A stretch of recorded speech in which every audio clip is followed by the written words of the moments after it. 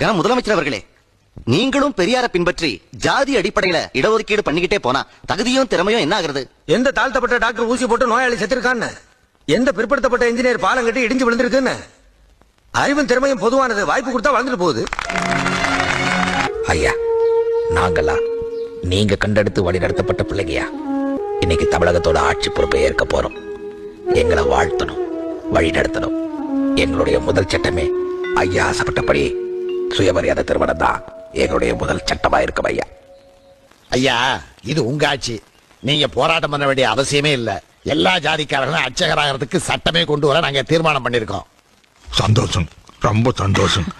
ஏன்னா நாம சாமி கும்பிடுறோமா இல்லையாங்கிறது முக்கியம் இல்லைங்க. ஆனா கர்ப்ப கிரகத்துக்குள்ள போற உரிமை எல்லாருக்கும் இருக்கணும். அப்பதான் சமூக விடுதலை கிடைச்சது அர்த்தம்.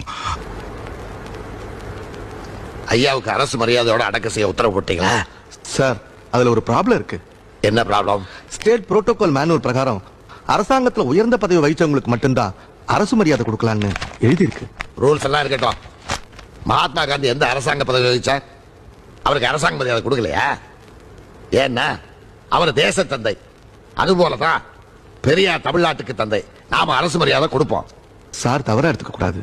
ரூல்ஸ் படி இல்லைன்னா சென்ட்ரல் கவர்மெண்ட் நம்ம மேல நடவடிக்கை எடுக்கிறதுக்கும் வாய்ப்பு இருக்கு. என்ன நடவடிக்கை எடுக்க முடியும்? நம்ம கவர்மெண்ட்டை டிஸ்மிஸ் பண்ணுவாங்க, அவ்வளவுதானே. ஐயாவுக்கு அரசு மரியாதை கொடுத்ததுக்காக கருணாநிதி அரசை டிஸ்மிஸ் பண்ணா அதை விட பெருமை எனக்கு வேற எதுவும் கிடையாது. மிஸ்டர் சபாநாயகம், ஆக வேண்டியதை பாருங்க.